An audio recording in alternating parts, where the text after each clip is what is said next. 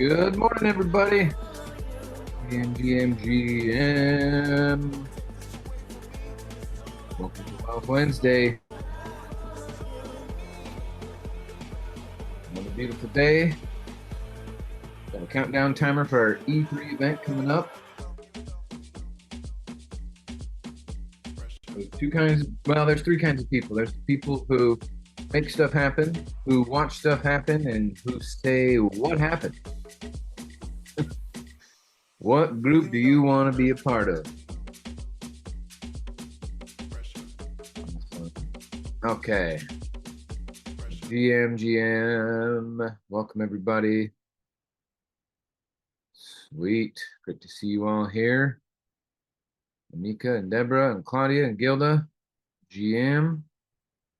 Heidi and Kelvin and Corey. Awesome. Great to see you. Lester. Mac. Sharon and Steve. Mehelani. Hey, owner's iPhone is here. GM to owner.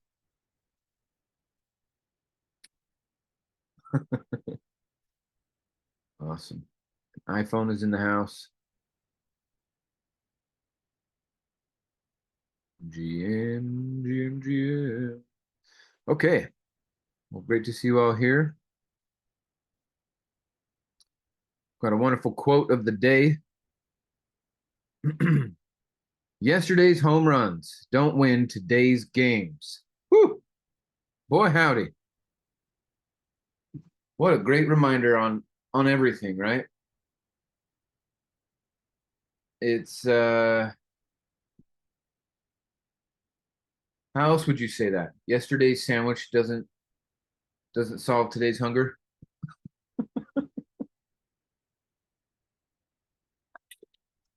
Yesterday's combo sale doesn't pays tomorrow's bill. No, it does. It's a really good commission. But no, it'd be more like last year's combos don't pay this year's bills.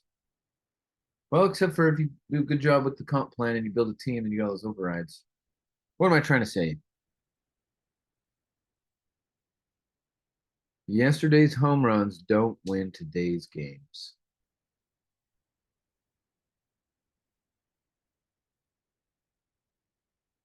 So it's work every day, right? Don't take a day off. Do it every day. Even on the days when you don't want to. You know what? And that reminds me. And I forgot to do it yesterday, dang it. But we're going to start. At least I am. I hope you all are. We're going to start going over the self-confidence formula every day again. Some of you, this is the only way you're going to get it. So it's good for me. It's good for you. It's good for the listeners. And it's the theme, how to get it done every day. Okay, self-confidence formula. First, I know I have the ability to achieve the object of my definite purpose in life. Therefore, I will demand of myself persistent, continuous action towards its attainment, and I here now promise to render such action. Second, I understand that the dominating thoughts of my mind will eventually reproduce themselves in outward physical action and gradually transform themselves into physical reality. Therefore, I will concentrate my thoughts for 30 minutes daily upon the task of thinking of the person I intend to become, thereby creating in my mind a clear mental picture of that person. Third, I know through the principle of autosuggestion, any desire that I persistently hold in my mind will eventually seek expression through some practical means of attaining the object or position I desire. Therefore, I will devote 10 minutes daily to demanding of myself the development of self-confidence. Fourth, I've clearly written down a description of my definite chief aim, and I will always work until I develop sufficient self-confidence for its attainment. Fifth, I fully realize that wealth or position can long endure when built upon truth and justice. I will engage only in transactions that benefit all whom it affects. I will succeed by attracting to myself the forces I wish to use in the cooperation of other people. I will induce others to serve me because of my willingness to serve them. I've eliminated hatred, envy, jealousy, selfishness, and cynicism, and I've developed a love for all of humanity. For I know that a positive attitude towards others will always bring me success. I will cause others to believe in me because I believe in them and in myself. I will sign my name to this formula, commit it to memory, and repeat it aloud once a day with full faith that it will gradually influence my thoughts and actions so I'll become a self-reliant and successful person. GM to that. Having chosen a definite chief aim as my life work, I now understand it is my duty to transform this purpose into reality. Therefore, I will form the habit of making some definite action each day that will carry me one step nearer the attainment of my definite chief aim. I know that procrastination is a deadly enemy of all who would become leaders in any undertaking, and I will eliminate this habit from my makeup by A, doing some one definite thing each day that ought to be done without anyone telling me to do it. B, looking around until I find at least one thing I can do each day that I have not been in the habit of doing and will be of value to others without expectation of pay. C, telling at least one person each day the value of practicing this habit of doing something that ought to be done without being told to do it. I can see that the muscles of my body become strong in proportion to the extent to which they are used. Therefore, I understand that the habit of initiative also becomes fixed in proportion to the extent that it is practiced. I realize that the place to begin developing the habit of initiative is in the small, commonplace things connected with my daily work. Therefore, I will go at my work each day as if I were doing it solely for the purpose of developing this necessary habit of initiative. I understand that by practicing this habit of taking the initiative in connection with my daily work, I will not only develop the habit, but I will also be attracting the attention of those who will place greater value on my services as a result of this practice. Booyah, baby. What makes the difference? What makes the difference between a $500,000 a year earner and a $25,000 a year earner? We got the same opportunity, same lead, same comp plan, same schedule, right? We're selling the same product in the same amount of time.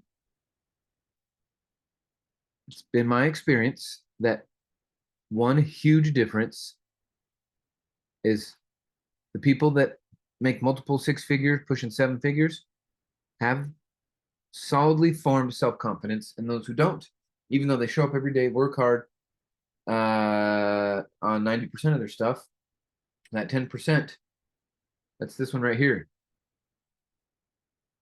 I will devote 10 minutes daily to demanding myself the development of self-confidence.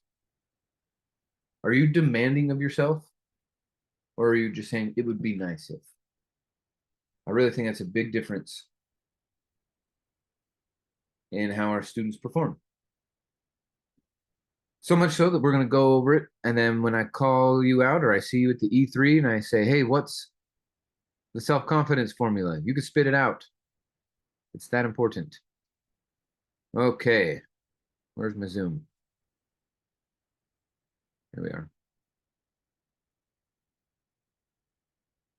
Okay. Let's see in the chats. Where are we at?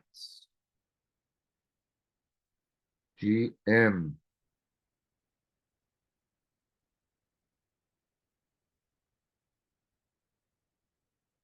All right, the Sheraton Hotel, not the Salt Lake Conference Center. Correct. Amen. Thank you, Claudia. Deborah says, do you know of any activities going on? Planning on being there a few days before and a few days after. I know there's some rumblings and rumors about it. Nothing's been put on the calendar, but yeah, we will. We're going to make a party of it, that's for sure. Okay, excellent. I got one other little funny thing to share with you guys real quick, and then we'll get into our trainer of the day. Make sure you're doing this right. Here we go. Renters made me rich. Right. Tenants made your bank rich. You earned a landlord merit badge and a few deductions while handling strangers' refrigerators and unresolved childhood issues. Congrats, you're a social worker with a K1.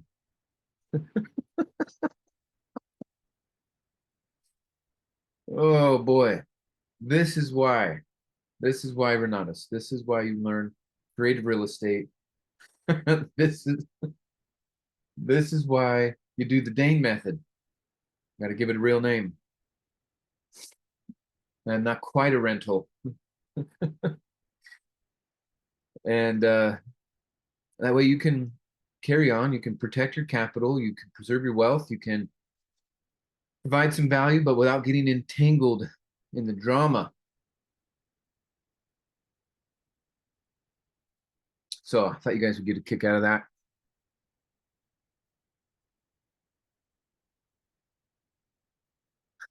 Awesome. Okay, well, welcome to Wealth Wednesday.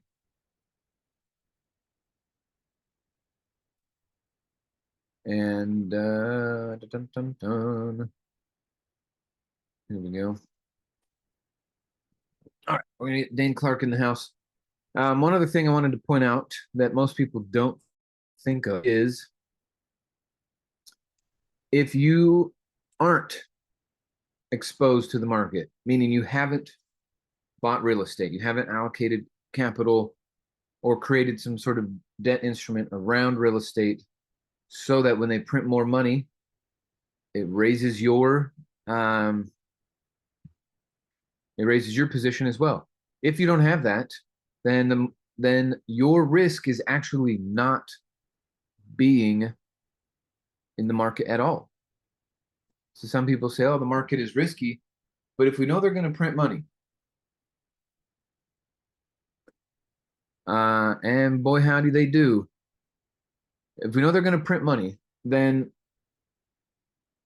not buying real estate is actually way riskier and is going to lose more people are going to lose money from just sitting on the sidelines than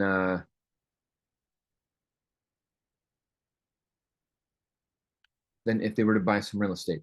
Now, of course, you or to not buy real estate. If you just willy-nilly buy it like a retail person, you're going to lose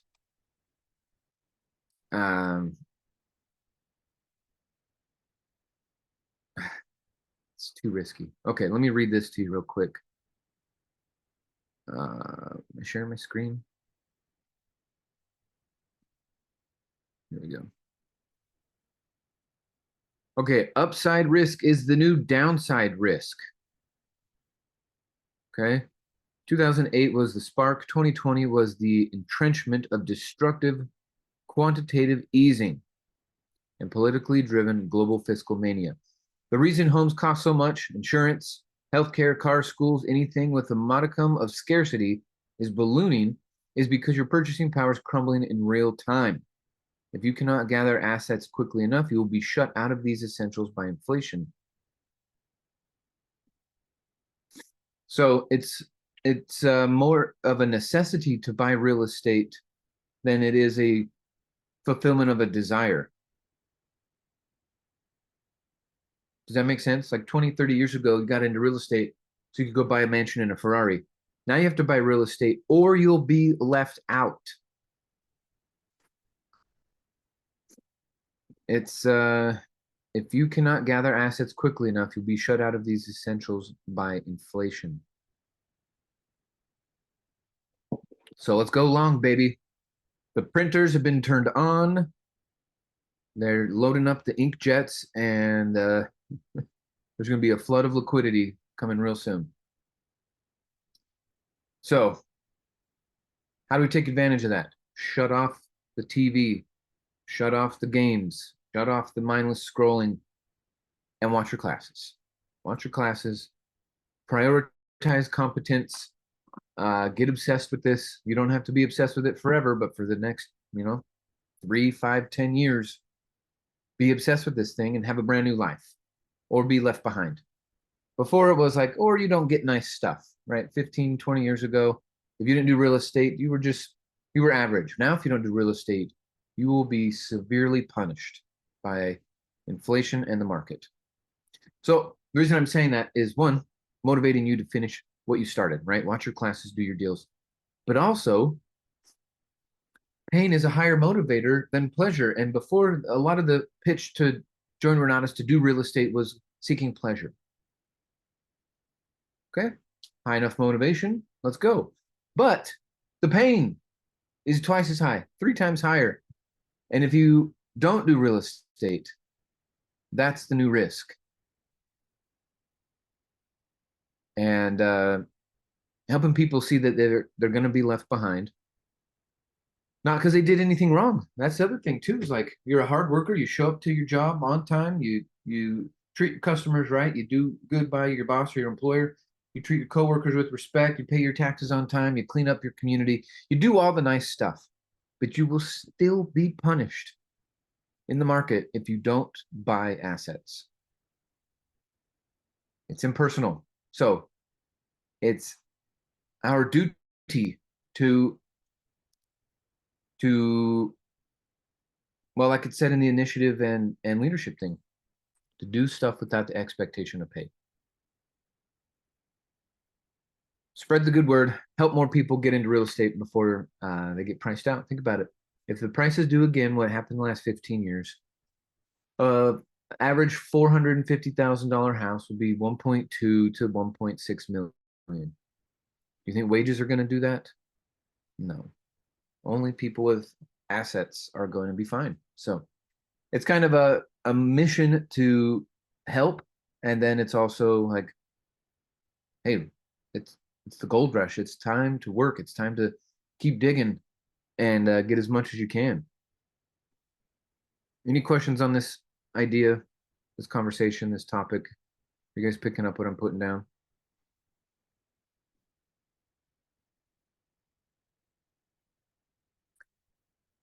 Excellent. Well, not everyone in your family needs to be rich, but every family should have a rich person. And so in this instance, it's going to be you. You are the one. So let's talk about how to use the skills that you're developing, put some deals together, start these conversations that are going to make a difference for you and for others. Speaking of making a difference, let's jump into Wealth Wednesday with Mr. Daine Clark, the man of the hour. He has been a part of our program for nearly 10 years. He started out absolutely ignorant of real estate, investing, raising capital, what all that stuff meant, the risk to reward ratios, the do's and don'ts. He had no idea. He was great at milking cows. He was great at putting on new roofs.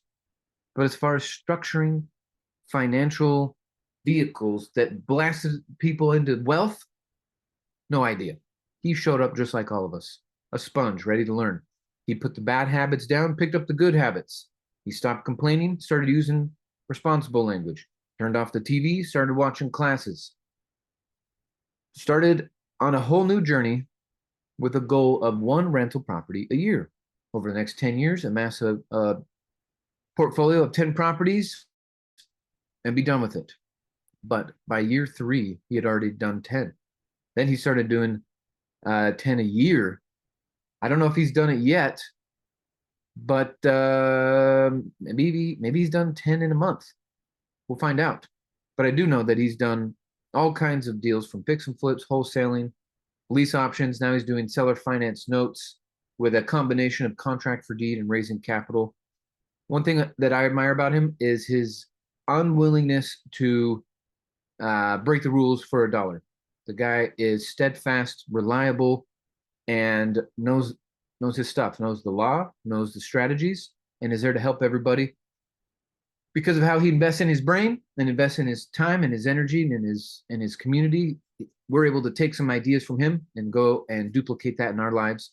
So very grateful to have him on our call today. We missed him last week, but he's here today. So let's give a big warm welcome to Mr. Daine Clark. Hey, how are we doing? Doing great. Well, Wednesday to y'all. So, Yeah. so I have to ask, right when I jumped in, I think the comment was, not everyone in a family needs to be rich, but every family needs a rich person. Yes, sir. I gotta ask. Yeah, man. Well, Because I do feel like that's true.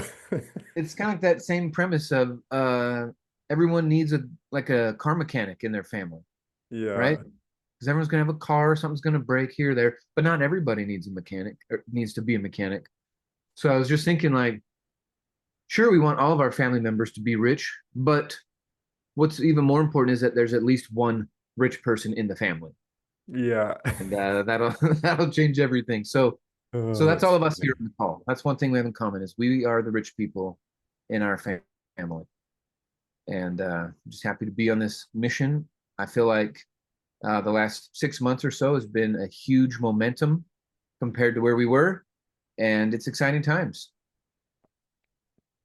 Love it, dude. And I 100% agree. Every family needs a rich person.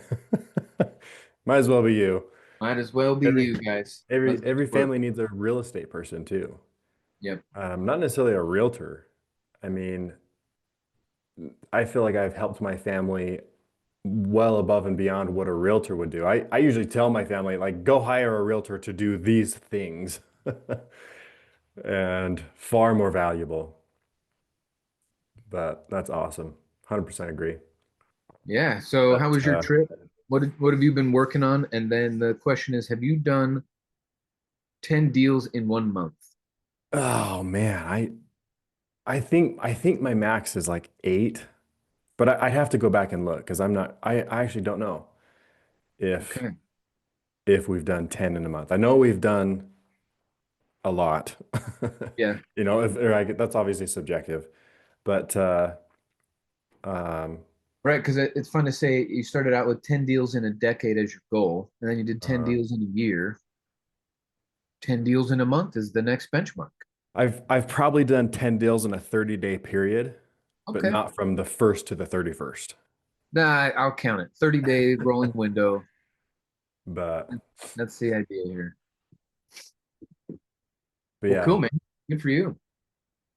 for sure We got a couple new and people on for the sure line. 10 in 6 weeks. Yeah. Okay. Guaranteed that for sure. But And then anyway, you can do it 10 deals in a day. 10 deals in a day. Oh, Hey, I don't know if I if want you have that. a combo and more units, or not more units but more properties, you could do that. Yeah. You close in one day, but there could be more than 10 properties. Yeah. So that Yeah. counts. I can say I received more than 10 residual payments in a month. I'm not sure how many it is, but dozens.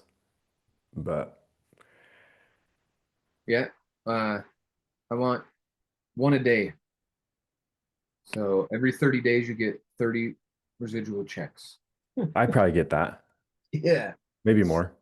I'd have That's to what I'm look, talking. but that's awesome. Okay. But So yeah, that's new trip was people on the good. line. Out in the sticks of Oregon, we went from here. We took the RV and towed the Bronco and went all the way to the Oregon coast, right where the Columbia River like enters the ocean. It's insane. I've never seen it before. It's insane. That river that like we were like, "Oh, look, we made it to the ocean." And we just like kept driving for like an hour and we're like, "Oh, this isn't the ocean. This is a river." It's a giant river. Yeah.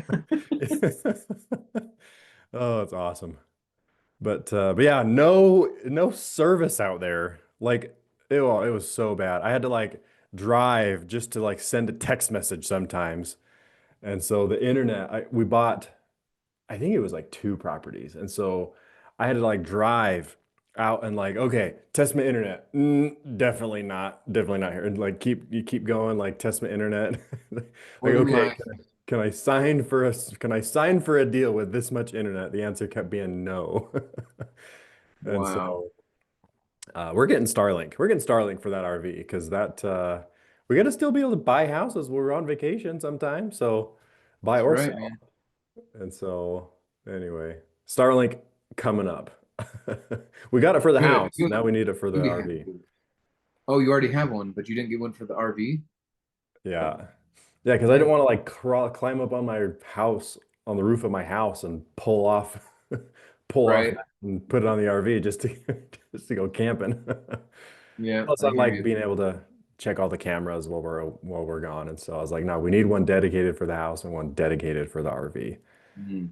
And so, I was just listening to this book called The Price of Tomorrow. If you guys haven't listened to it, check it out. But he was talking about his his company got him a company cell phone in 1990.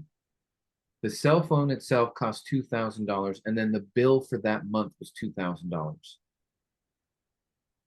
And here we are with high-speed internet for $50 a month. Yeah. What a world we live in. Yeah. Yeah. And that's even the Starlink for the RV. And It's dude, in 50 bucks a month. 1990, $2,000 is worth like 10,000 today dollars. Yeah. That's Yeah, crazy. we are in such an amazing time with tech and our economy and our society. Obviously, we need to plant more trees, right? Keep the air clean. But I mean, where we are, incredible. And did you see that So T-Mobile teamed up with Starlink?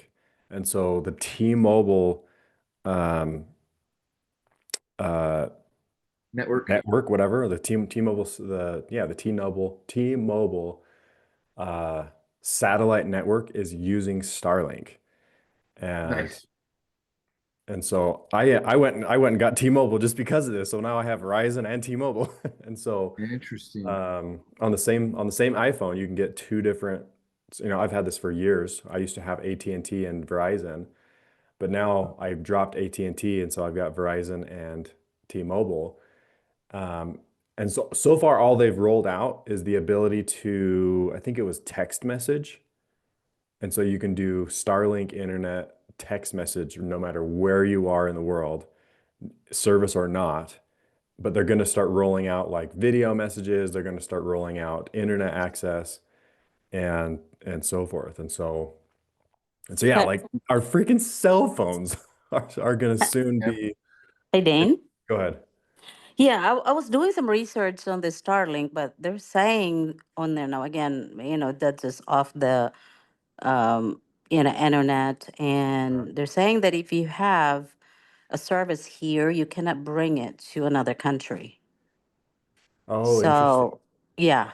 So that's what, Like it's that was only. one thing because again, I'm looking into doing this and then it would be nice to be able to, bring it to the Philippines when I go visit my properties over there.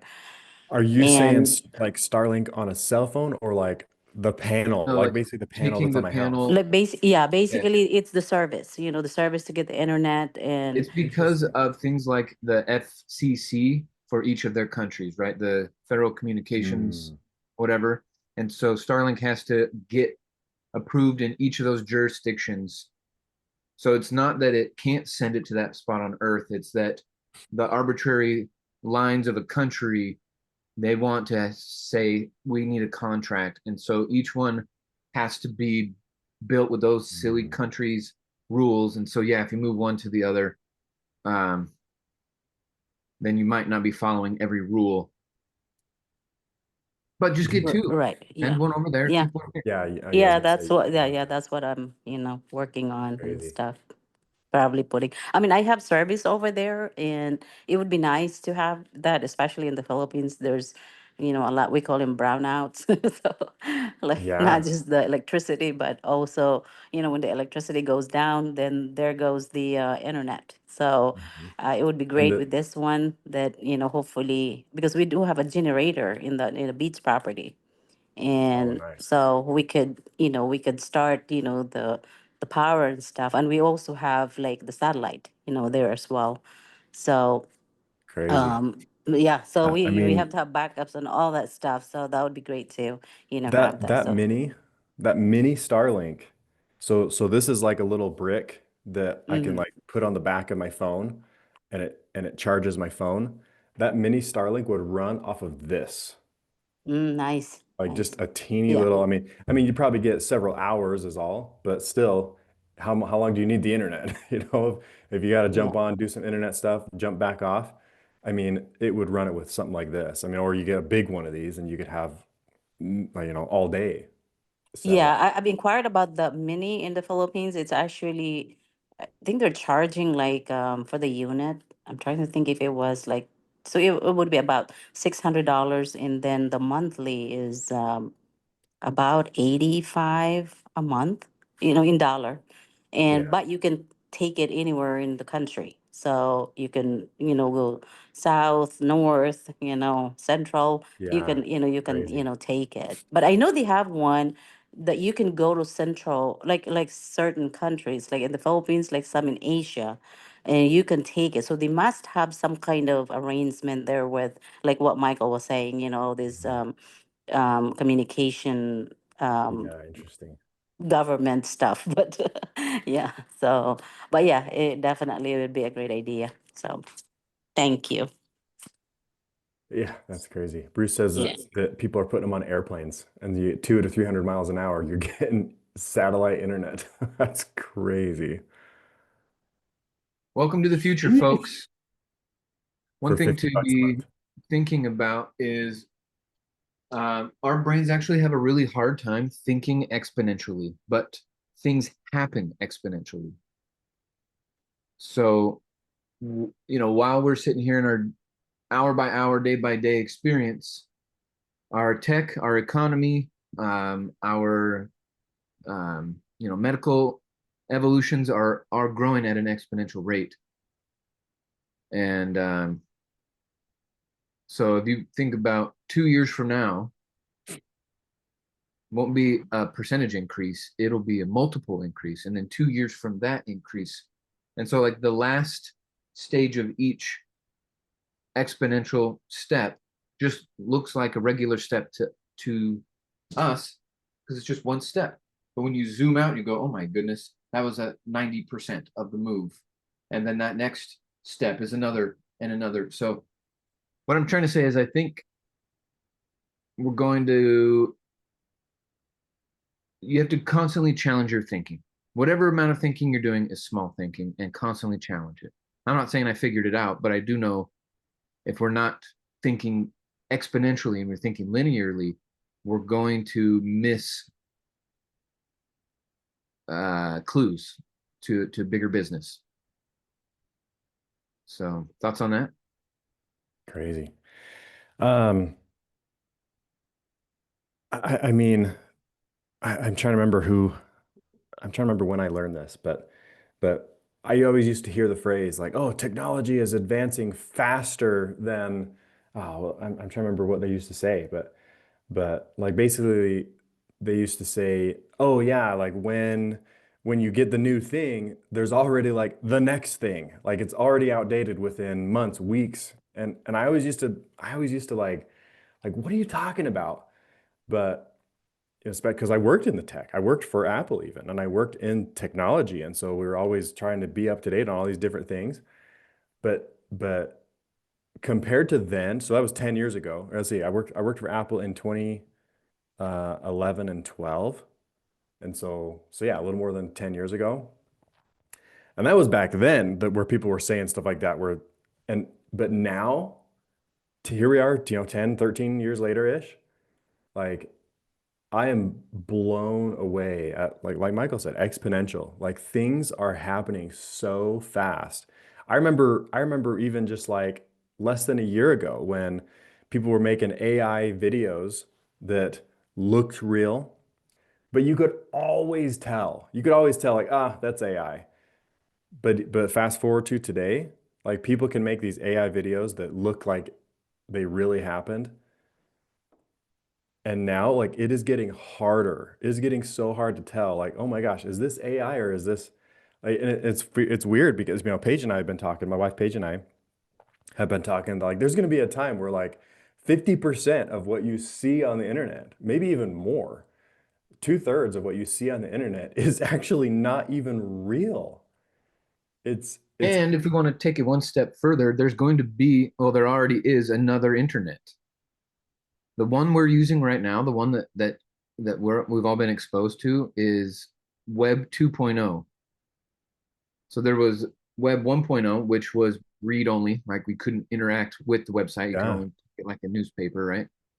Then we got this interaction, but it's all about data collection. Web 3.0 is going to be about communication and encryption, privacy, right? Like we're all naked on the web 2.0. Like nothing about you is private whatsoever. You're done. yeah, So there's another internet being made, and then there's also Web 5.0, which is a combination of 2 and 3 to get somewhere else. Thinking exponentially, folks. Yeah, So soon whatever, enough, like we'll be traveling through the internet or that's something like that. right. Oh man. Let's see. Bruce says there's no commercial of a guy driving home in a convertible with his arm around his brand new computer. His face sours and the camera looks up to what he sees on the billboard is the brand new let's see, the brand new model of the same computer. Oh, funny. That's it, man.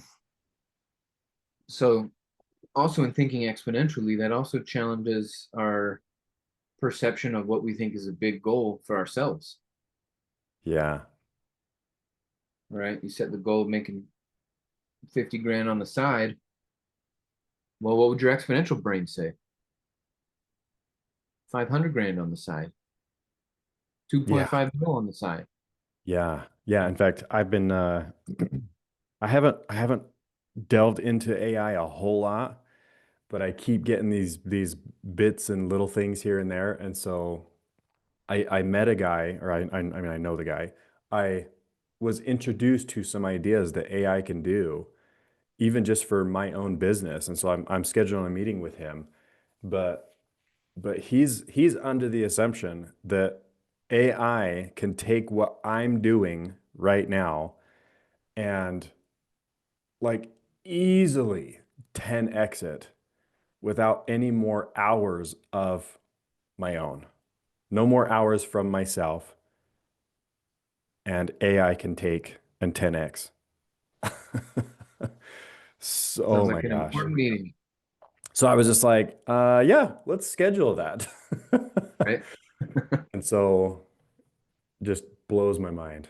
Absolutely blows my mind that this it's going to come to a point where like the only reason that somebody doesn't build wealth is because they don't want to at the end of the day, because they don't apply themselves.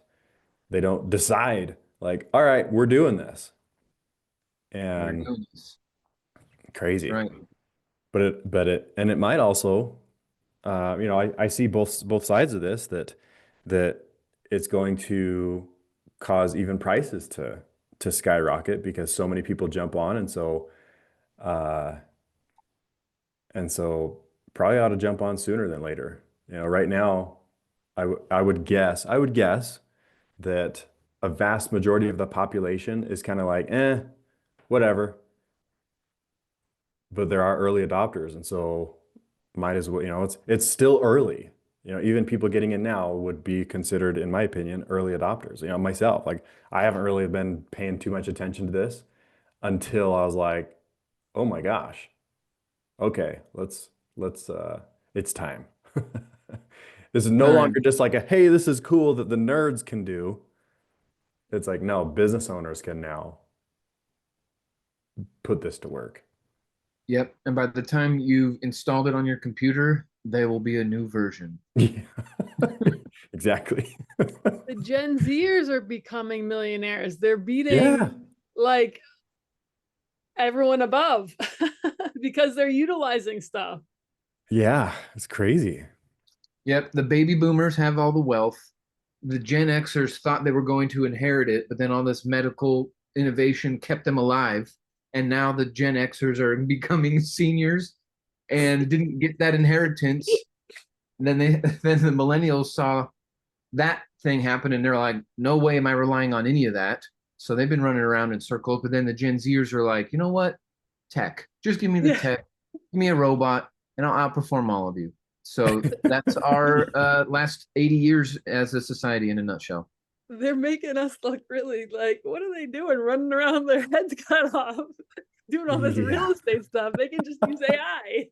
Yeah. Crazy. Super crazy. So yeah, it's time. Tell us, yeah, what deals are you working on? How did they come about? And like I was saying earlier, there's a few new people on the call. So if we could talk about how you put conversations in buckets real quick, just I think Yeah. almost every call we should just bring that up. Oh yeah. And then how this, like, did deals manifest on your Oregon trip, or have you been working on something else? I know Deborah and Tamra and Pat have been, trying to put offers in and make something happen. So anyway, if you guys got questions for Daine too, put them in the chat or come off mute, raise your hand, and we'll make sure to help. Yeah, totally. So I had a couple of things come to fruition while we were gone, over the last 2 weeks, I guess, since we've chatted. Um, and so I'm just reading that message, Michael. I don't see a problem with that. So one of the things that I like to do, and I'm wondering if AI will ever replace the importance of this kind of stuff, but I believe that every dollar we make you can trace it back to a conversation. And because it's ultimately, in real estate, ultimately it's people that either need something or have something and they need to change that, right? There's people who own ugly houses, and so they have an ugly house and they need to sell it, right? One of the stories of one of the houses that we bought, this was early on in my Renatus career and real estate, was a guy that inherited a piece of junk, ugly house. He lived out of state and it had a mortgage. And so he's like, crap, I inherited a piece of junk, ugly house and a mortgage payment. And he was like, I need to sell this. And so we came in and we were like, he was just like, thank you for buying this ugly house.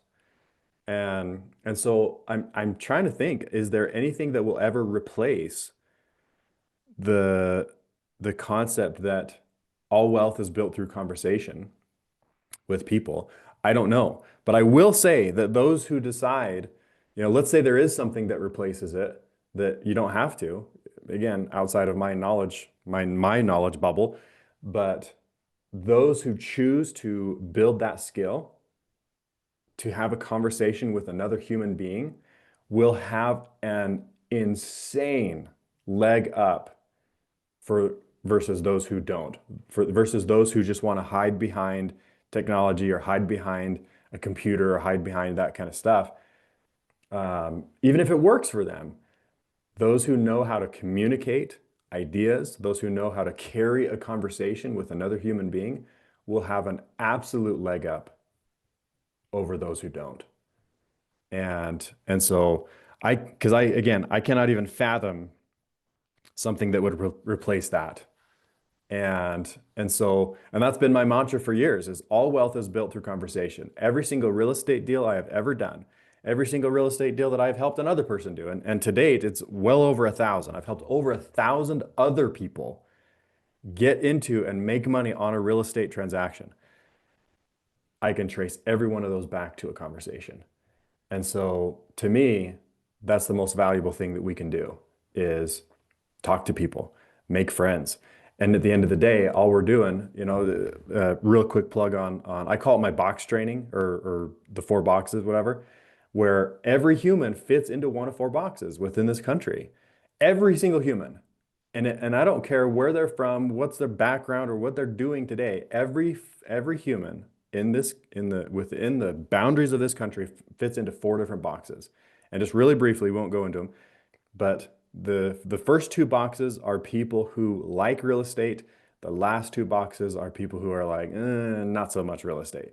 So first person is the person that likes real estate. They want to be passive. That's it. They just want to have deals presented to them while they sit back and twiddle their thumbs. And they've got money that they want to write checks, send wire transfers to get into real estate. They want to think like a bank. And so people that want to be passively involved in real estate, I've got tons of them, tons of people on, in my phone book, if you will, or in my contacts on my phone, of people who want to be passively involved in real estate.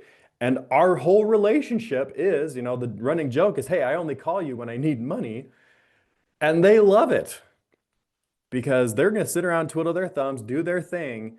And when I call them, they're like, yes, Dane, where do I wire? Like, I want to get into a real estate deal. So there's people like that, passively involved in real estate, sit around and waiting for people to present deals to them. The second type of person is they also like real estate, but they want to be actively involved. It's people like you and me, people that want to negotiate deals, to look at run numbers, analyze, make offers, hire contractors, hire uh, realtors, title agents, whoever. They want to be actively involved and basically think like a business owner. And this is like the entrepreneur, the real estate entrepreneur. In my opinion, also people actively involved would be any of those that I mentioned. Like somebody who's like, oh, I don't necessarily want to buy real estate, but I want to stay in my zone and I want to be a contractor. That person is actively involved in the real estate industry. And then the third person, the third box that someone can fit into is like the one I just mentioned. People who have properties with underlying problems, right? There's some underlying problem with their relationship to real estate, like the guy that inherited a piece of junk, ugly house and a mortgage payment. He doesn't like real estate right now. Like I said, these two people are, these two relationships to real estate where they don't like it right now. It's a pain in their butt. They want to get rid of or solve some kind of real estate problem. And, or like one of the houses that I just closed on.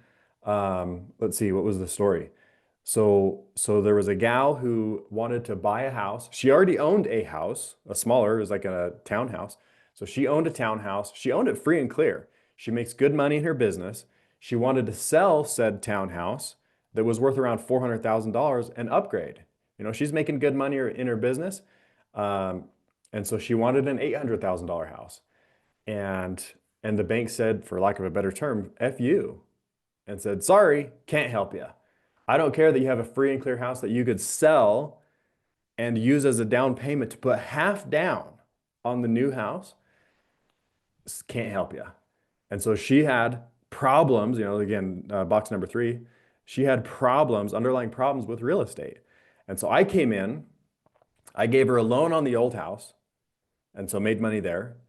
I helped her buy the new house by me buying the $800,000 house. And I turned around and sold that house to her the same day I bought it.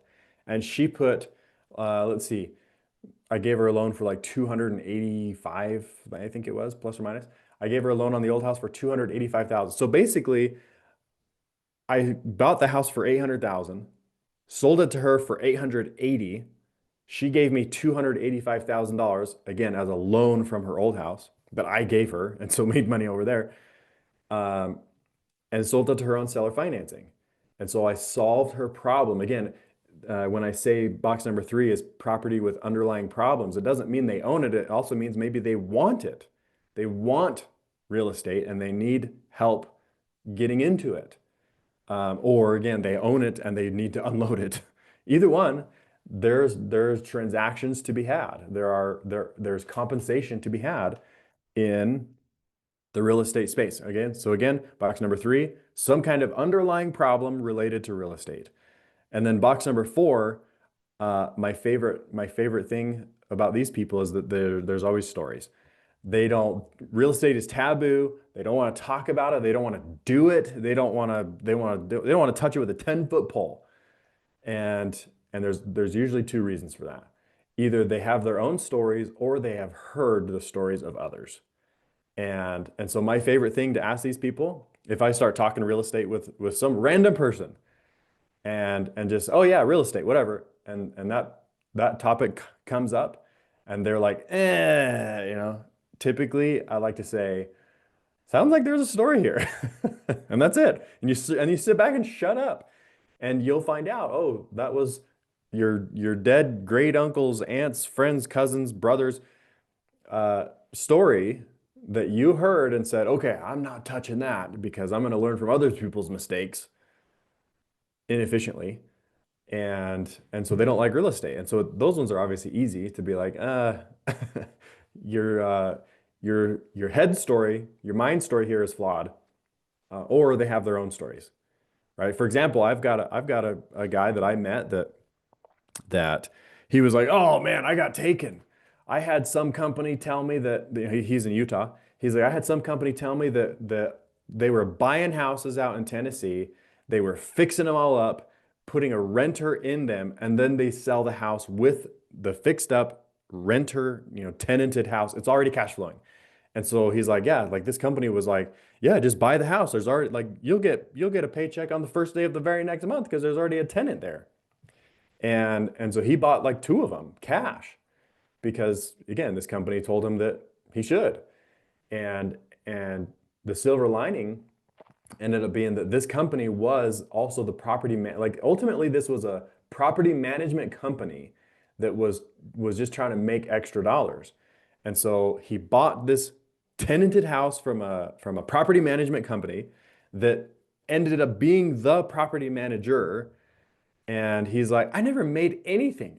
Every single month, there was always a story of, oh, the water heater went out, or oh, the roof is leaking. And so we had to do this. And so he's like, I'd get like $10 out of the remaining cash flow because the property management company would take their fee, would take their management fee to fix whatever it was and whatever the fix was. And so he's like, I made $0 on these rentals, neither of them. And so he was like, he's box number 4, and he's like, I don't like real estate. That's no bueno.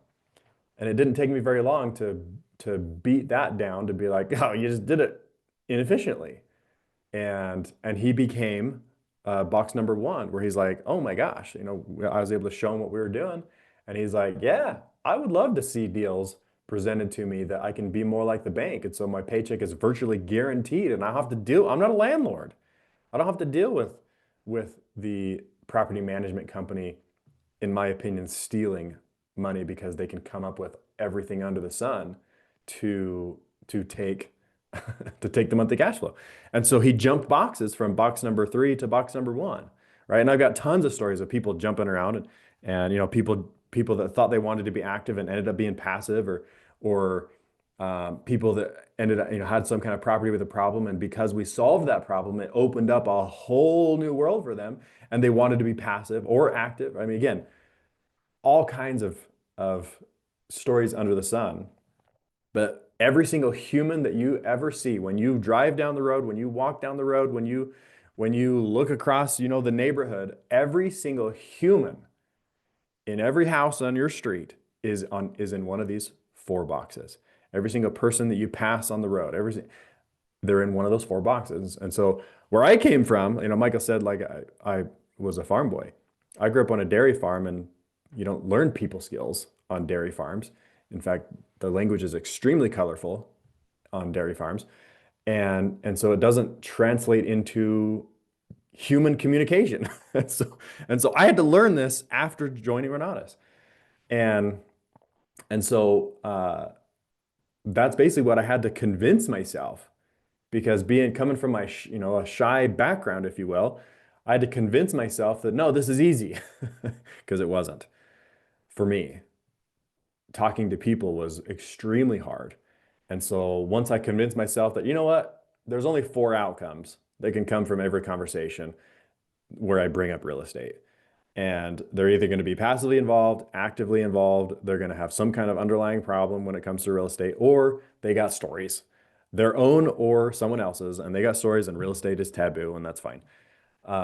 Obviously, the box number 4 is the biggest box. I've got more people in my not interested in real estate box than any other one, any of the 3 probably combined, I would guess. And that's fine. But ultimately, that's how I find deals. Anyway, so Michael's question, has anything transpired? So I talked to a loan officer just recently, and I love having these kinds of conversations, because at the end of the day, you become their favorite person when things go wrong. Or I shouldn't say when things go wrong. You become their favorite person when things don't go perfectly to plan. And so one of my favorite conversations I just had recently was with a loan officer. Right, so loan officer right off the bat, box number 2, in my opinion, because he is actively involved in the real estate industry. And so I asked him one question. I said, hey, as a loan officer, have you ever had the experience where you were helping somebody, they came to you and said, hey, I want to get a loan, I'm looking to buy a house, and he goes through and he gets them all pre-qualified and gets everything ready, And then at the end of the day is like, dang it. Doesn't matter that you're making more money than you ever have in your life. Doesn't matter that you have more money saved in the bank to put as like a down payment than the average Joe. I can't get you qualified because XYZ, your job history, your immigration status, your credit, your in fact, I just had one where it was he makes good money. He has money in the bank, but he at his new job, he's only been there for like 4 months because he just changed. And because of that one caveat, the bank's like, no, let's wait until you have like a year at this new job. And so he's like, dang it, I gotta wait another 8 months until I can even think about buying a house. Anyway, so that's just a recent conversation from this loan officer because I asked him, hey, does that ever happen? He's like, yeah, I'm working with one right now. And so, in fact, here I got to pull up the text. Hey, And so Dane. go ahead. Yeah, you probably maybe the loan officer that he was working with, probably not, because I do that all the time with changing job different. In fact, I just closed one that changed a completely different industry and only been there for 1 month. I was And, able and to I get and that I think done. there was some Yeah. reason. I didn't get too deep into it, but that Okay. was like the main thing. He's like, hey, I could help this guy in this many months. And because he's a broker, and so he can shop Yeah. around and do different loan products like that as well. Right. Um, But yeah, it's amazing. There's a lot of people out there. I get a lot of people get turned down by local banks, like big banks and builders, even. And yeah, it's crazy. But totally. anyway, so And so thank so you. yeah, so I'm probably not doing it justice for exactly what the reason was, but I don't care, obviously. At the end of the day, if he's like, hey, I can't help this guy for another 8 months, but he wants to get something now, then I'm gonna be like, dude, let's help him. He's, he's got good income, he's got good skin in the game, and so property with a problem, or property relationship with an underlying problem, like let's help him, and there's compensation to be had. Um, and so anyway, so yeah, just working through this right now to see if we can help this loan officer help this client who's got the problem. And so the thing to take away from this is not necessarily like, oh, like this is all everybody go talk to your loan officers. I mean, if that's what you want, great. But at the end of the day, my favorite people to talk to are not necessarily the people who have the problem. Yes, they're great, but if I talk to the active people who serve people that might know someone with a underlying problem to property, um, then I get calls. And so yes, I have helped directly. Like I was sitting in a seminar, a 3-day seminar once, and just networking with new people, and had my plug of here's what I do. And I had somebody from that circle, that basically ended up getting my phone number because we had to work together for this 3-day seminar thing. It was, personal development basically. And and that person called me and said, "Hey, you said that you do this thing. Can you help me do that?" And so that would be an example of like I helped that person direct. But what I'm getting at is my favorite conversations to have are with actively involved in real estate professionals, loan officers, realtors, title agents, um, contractors, inspectors. I mean, you name it. Anybody that is in the real estate industry, I like having conversations with those people because they are in this every single day, all day, and talking to dozens upon dozens, if not hundreds of other people. And I have those people find the person with a problem for me. Because then instead of, like, yeah, I could probably duplicate that one where I went to that seminar and found a person, but I mean, I've been to a lot of seminars and I haven't done deals every time I went to a seminar. That was like a one-off. Yes, I've done multiple because of doing that kind of thing, but I would never go tell somebody like, hey, here's your business model. Go to 3-day seminar, personal development things like every weekend and network the crap out. Like you would probably do stuff, yes, but eventually it would feel like work. eventually it would get old and it would feel like work, and you would probably start going to, instead of every weekend, like every 2 weeks, every month, every 6 months, and you'd burn out. So if you spend your time talking to those people, again, actively involved in real estate, um, who go, and that is their normal course of business, to go help people in their industry, and then find the people that are like, and then they run into the people that are like, oh, I can't help you, but I know someone who can. Then, I mean, like I had one conversation again with a realtor, box number 2, with a realtor, and had the same conversation. Like, hey, do you ever have it where you have to tell somebody you can't help them right now? And some realtors are like, no, actually, it doesn't really happen. Some realtors are like, oh, that happens all the time, and I have to do this or do that or whatever. And there was one realtor that just took this by the horns, because apparently they run into this all the time. And I bought 9 houses from that one realtor, that one conversation, that one friendship built, 9 houses through that one realtor in, I think it was like an 18-month span. And so hopefully the light bulbs are turning on here. Like, yes, go directly to these people that have underlying problems when it comes to real estate. I'm not saying don't, but also spend your time having conversations with people who it is their normal course of business to talk to other people about their real estate. And then if you create that, another example, right? Because this is obviously for people that need kind of seller financing.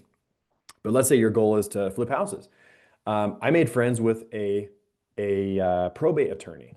She was awesome. She was from New York, moved to Utah, and just had the thickest New York accent. Just loved this lady. She's awesome. But she was or is a probate attorney. And so made friends with her, and same thing. So she's actively involved, and she serves a lot of clients.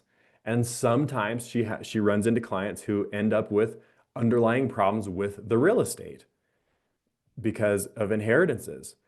And so, probate. And so she would send me whenever there was a house that they were just like, like, we don't want to just throw this on the market, hire a realtor and whatever, because reasons. She would always shoot me the house and say, hey, Daine, do you want to buy this one? Because it would make it so simple for her as the probate attorney.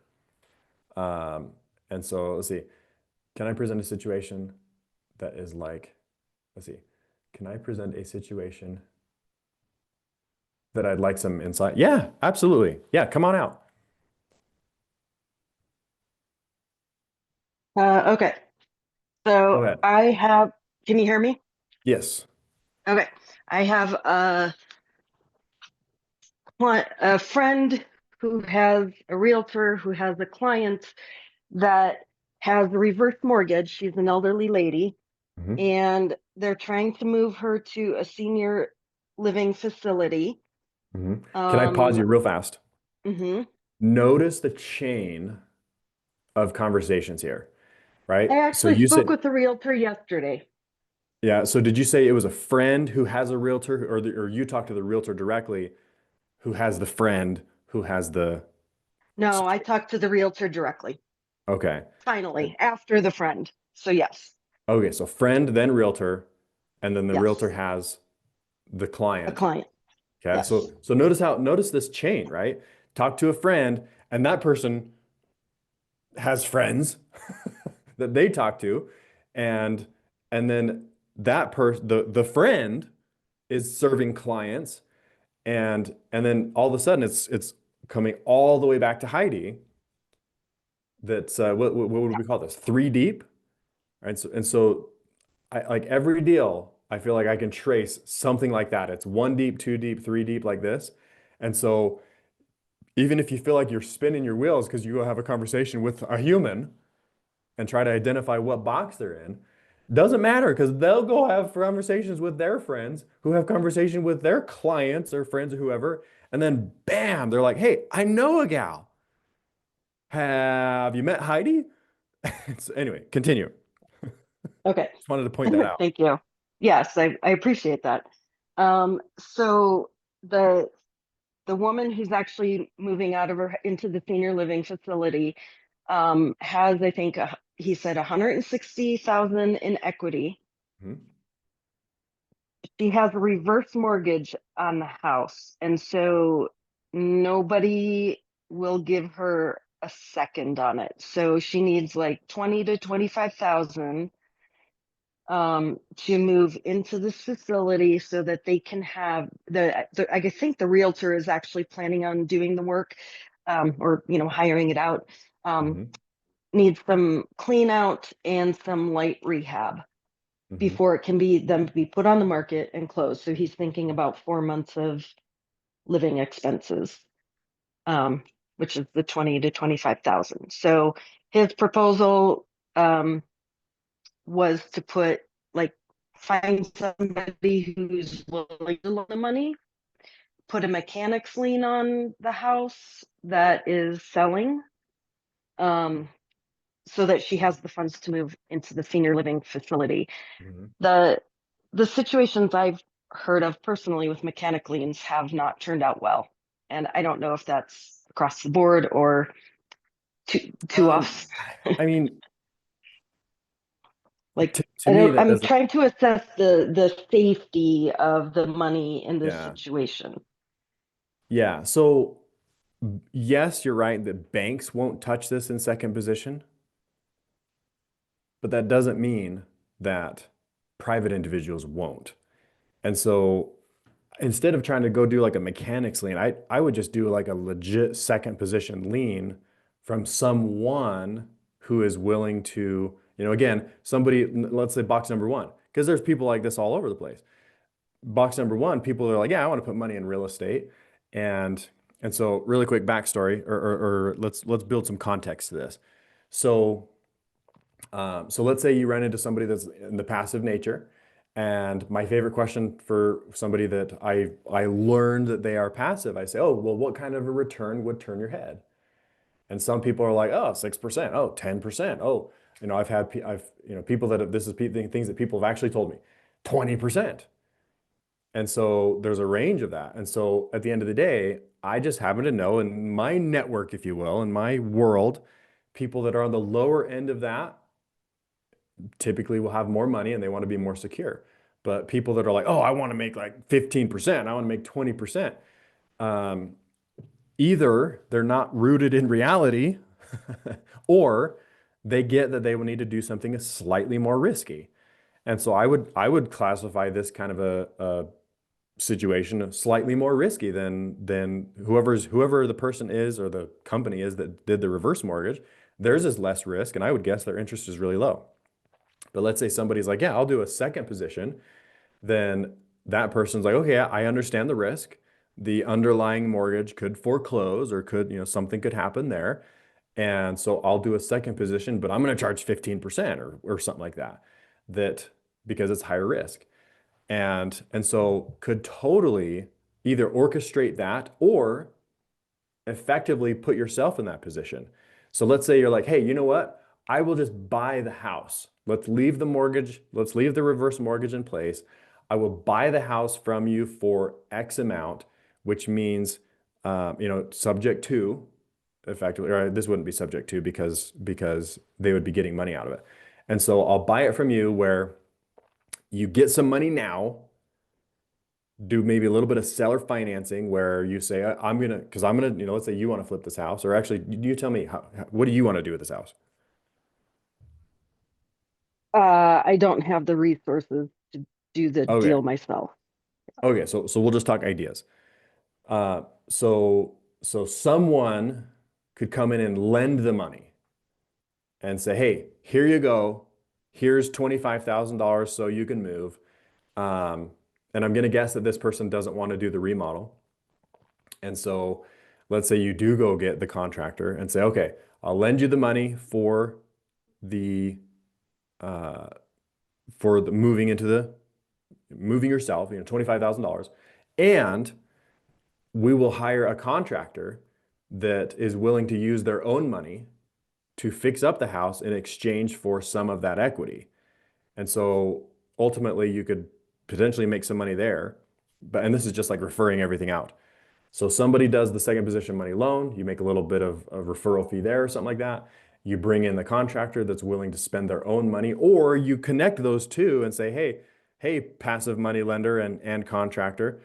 So passive money lender, will you lend 25 grand to the person to do their thing? Will you also lend money to pay for the remodel and partner up with the contractor essentially?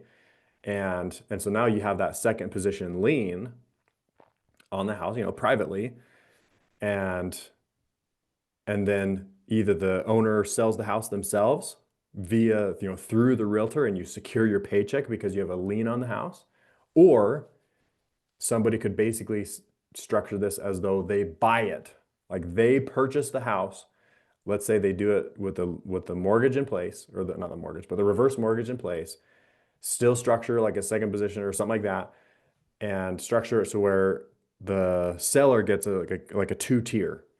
They get money to move now, they fix up the house and sell it, and then the seller gets a paycheck when the house sells. In fact, we're doing one of these right now. Let's see, we're closing today, actually. What's today? Yeah, we're closing today. So this is a cool one. So I'm trying to remember the situation, but at the end of the day, somebody owns the house free and clear. And so yeah, maybe not quite apples to apples, but the same concept would work. And so we're buying the house for what are we buying it for? 300 something thousand? I forget the exact number. I'd have to go look at all the documents. But 300 something some odd thousand. And because they own it free and clear, we basically said, okay, how about I bring $100,000 today, and I'm taking first position. The seller was willing to take second position, so chain of title. Anybody that hasn't studied chain of title, study it. I'm trying to remember if anybody knows which classes that's in. When I was first taking all my Renatus classes, I feel like I learned this from Brian Sump. Chain or no, the comedian in Idaho, Gavin McCaleb. Yeah, I'm pretty sure it was Gavin McCaleb, where they talk about chain of title. Anyway, so I don't want to say it was Garrett Gunderson. I swear it was Gavin McCaleb. Ooh, Nicole Call. That would make sense if that's in her class. Anyway, chain of title. Who gets paid first, basically? So I take first position, 111,000. The seller was willing to take second position.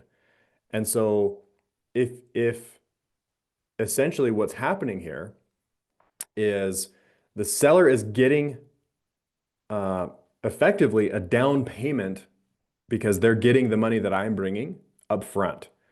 However, I'm first position, and so me being the passive guy, I was willing to bring all of the money that they need to buy, and even some of the money that they're going to use to rehab, where typically I don't do that kind of thing because I like to be super conservative and everybody else is bringing skin in the game. But to reverse this like this, say, okay, I'll bring you the money that goes to the seller. They're going to take that second position. So I'm higher on the totem pole, and do that seller financing. And so now the seller gets money today, but also we're going to fix the house up and turn around and sell it. The seller will get their paycheck, another paycheck when the house sells.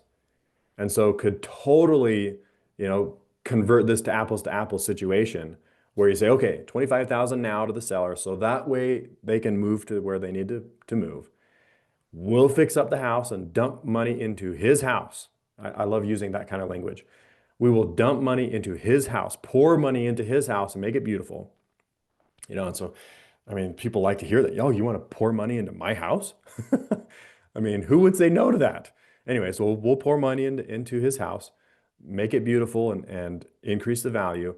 And then when we sell it, he'll get another paycheck after the sale or during the sale, through the sale. And so could totally structure something like that. and wouldn't be hard, especially if the realtor's on board. And Am I making any the other sense? I thing know is he said kind of like, yeah, he said he's coming up with a lot of these things, like running into the same situation repeatedly lately too. So this is going to be a recurring issue. And the reverse mortgage doesn't concern you at all, as far as I understand the second scenario where you just buy it outright. If you leave the so existing reverse in place, that doesn't concern you at all. sorry, see just the last sentence one more time. The first scenario where Oh you yeah. leave the existing reverse in place, that doesn't concern you No, at all. no, Okay. because typically the only time that a reverse mortgage is going to foreclose or take the house is when the person passes away. And so you if you do the sale situation where you sell the house and leave the mortgage in place, yeah, the bank could call the note due and trigger the due on sale clause.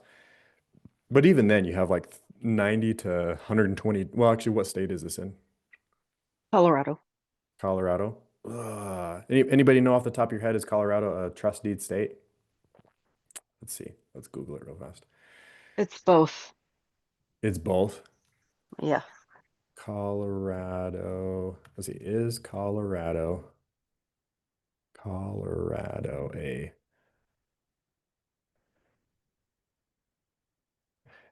And so do you know, is is it county specific?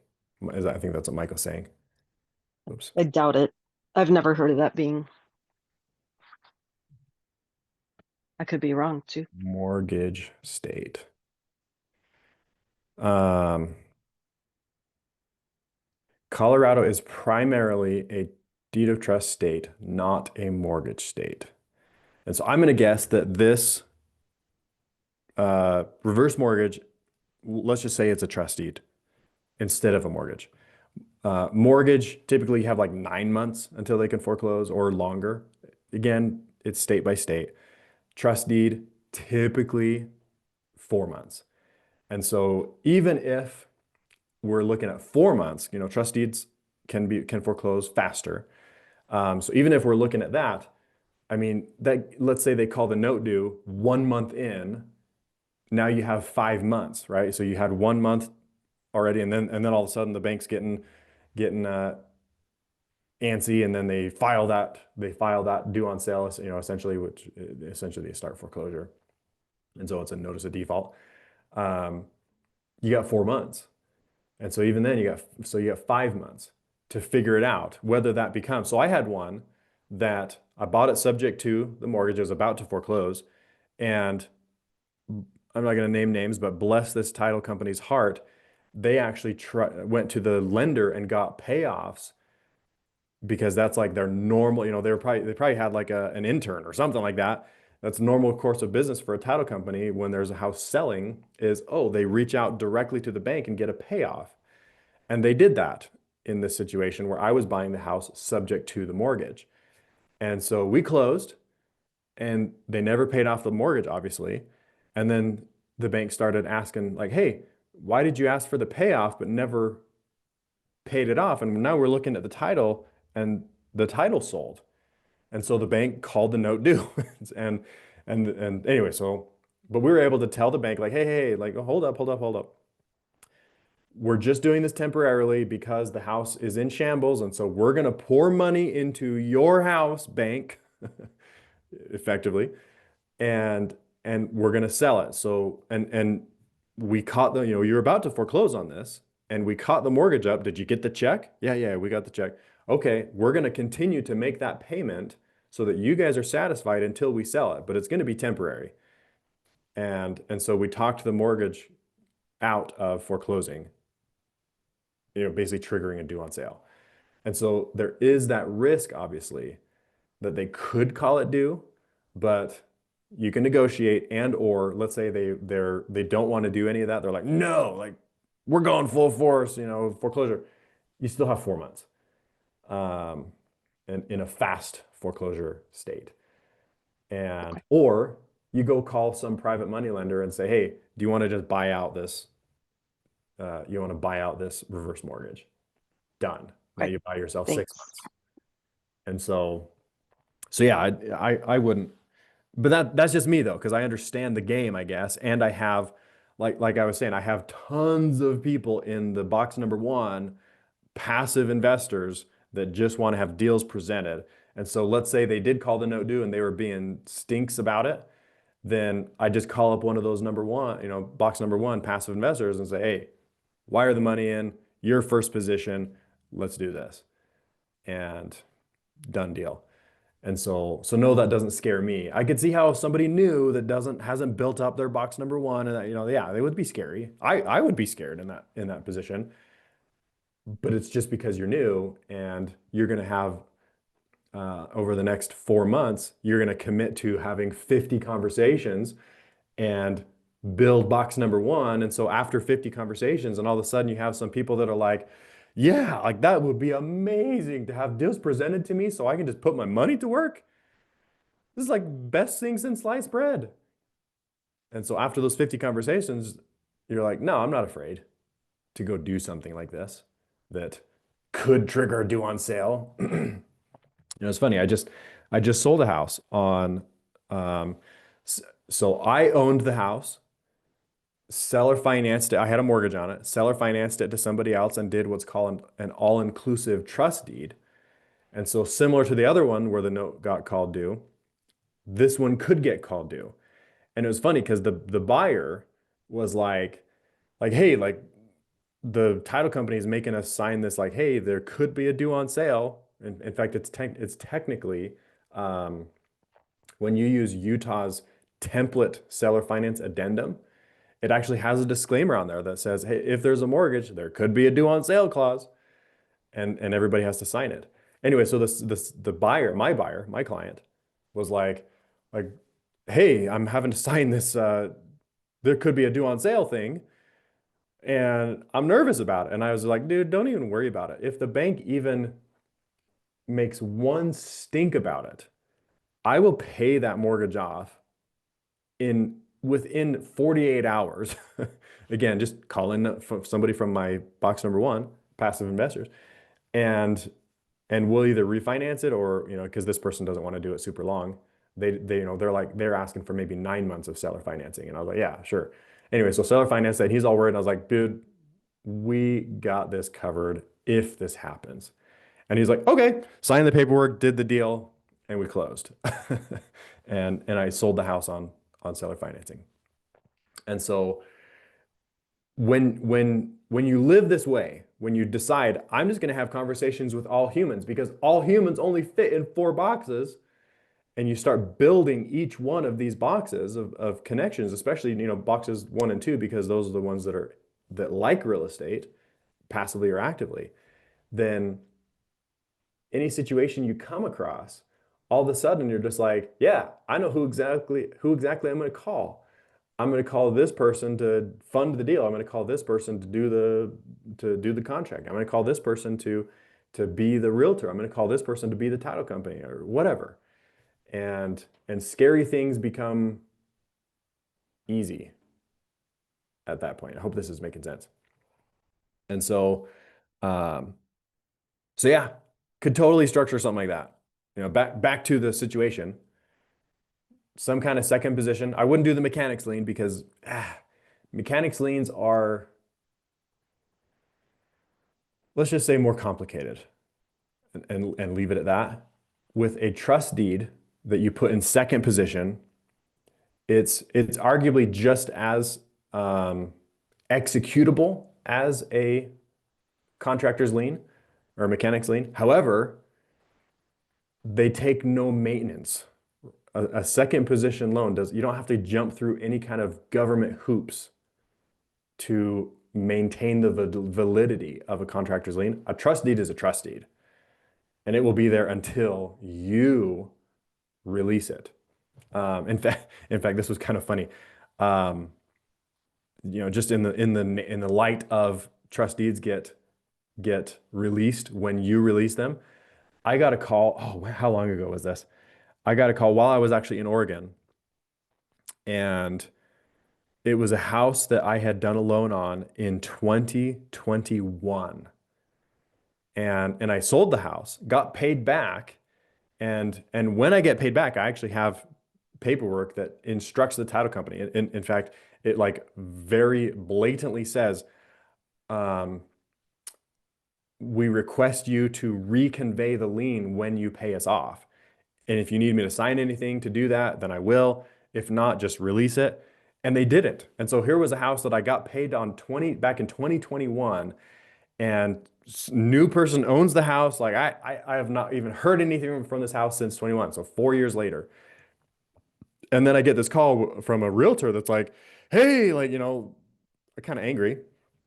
Like, why didn't you release this lien or whatever, blah, blah, blah. And I was just like, let me look up the address first of all, because I don't recognize it, whatever.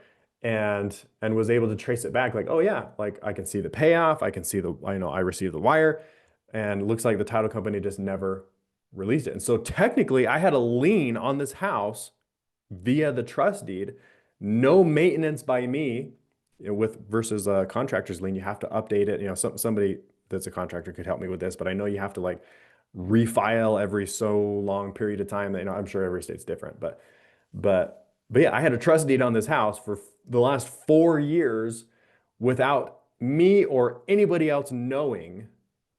And technically, I don't want to say it was a fraudulent trust deed, but it was an incorrect trust deed nonetheless. But regardless, I still had to sign something in order to release that lien. And I told him, yeah, just send me whatever I need to sign. I already got paid, and so I'm not a swindler. I'll sign it and you release the lien. But just goes to show that trust deeds stay on properties until you release them, or whoever the lender is.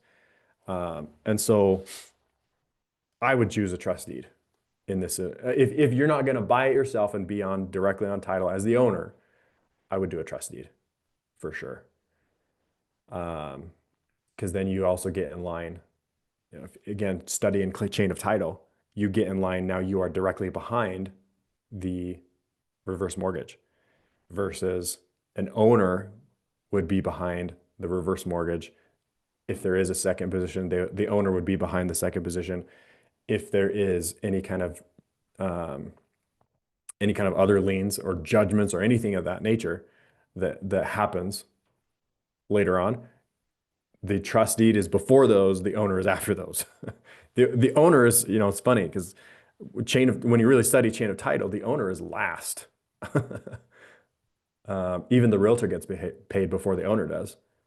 Even the title company gets paid before the owner does when it comes to chain of title and who gets paid on it when a house sells. Anyway, good thing to study, chain of title, and manage your risk accordingly. But yeah, thanks Heidi for sharing that. I hope I didn't just confuse everybody. We went kind of fast through that. But yeah, great question.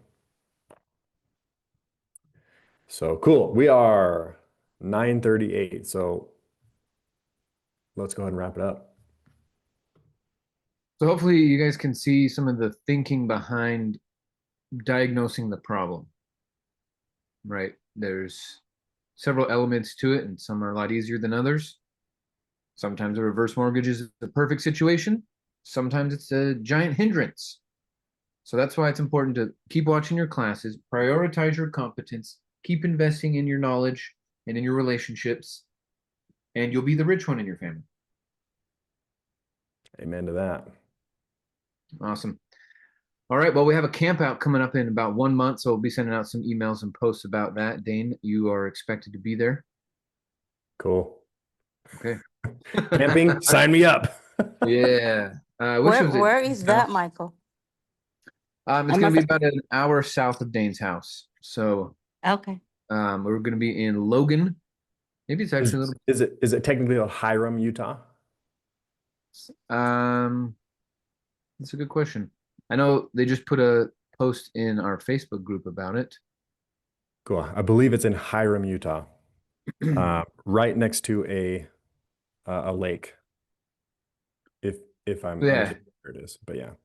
Yeah, and it's going to be like we're going to do networking, we're going to do some training, we're going to have some You're coming, Michael?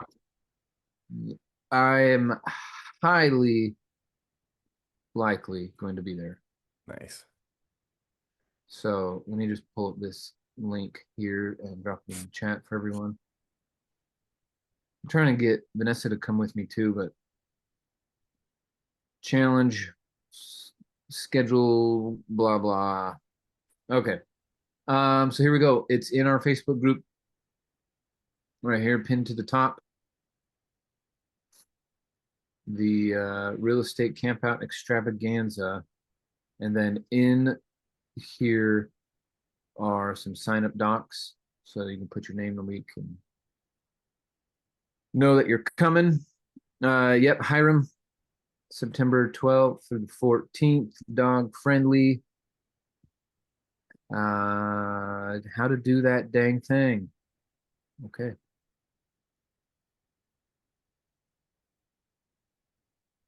Cool. So it's gonna be great. Punching that in, right. Yeah, join us. And we'll put it in the chat here. We had a few people sign up for Renatus that came to the last camp out as guests. And a few people who were essentials holders, they upgraded. That's right. So you can bring guests too. But yeah, next year we'll probably do it at my house again. Man, that was fun. The four-wheelers and the whole thing. Hanging out in the river. Yeah. We are blessed and highly favored, folks. It's kind of funny because last time I remember walking down because you can see our little waterfall thing from up above. And I was just walking over and I noticed that somebody was like sitting in the bottom of the waterfall. I thought they were taking a shower at first. I was like, oh shoot. But no, they were just sitting there and letting it hit the back of wow. the back of their neck and their shoulder. I was like, dude, that's cold water. Like you're crazy. Right? Doing the cold plunge. Getting that cleanse. Oh, so Good funny. good for your skin, good for your soul. I'm trying to remember who that was.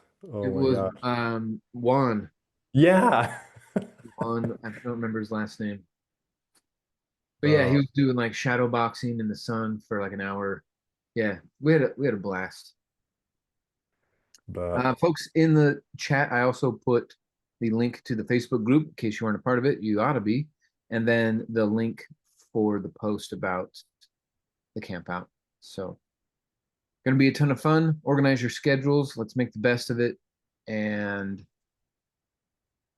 you know, our destiny is in our own hands. You just have to have that definite chief aim and go after it. So get to work. Share this recording with an ICM who you know needs it. And we'll be here again bright early Monday morning. So use this weekend. If you have questions, call me, call Daine, call Bill, call your 5-star, call Mitch. Let's do this. All right, everybody. Appreciate Have a great it. day. Thanks, Peace. Daine. Appreciate you. Bye.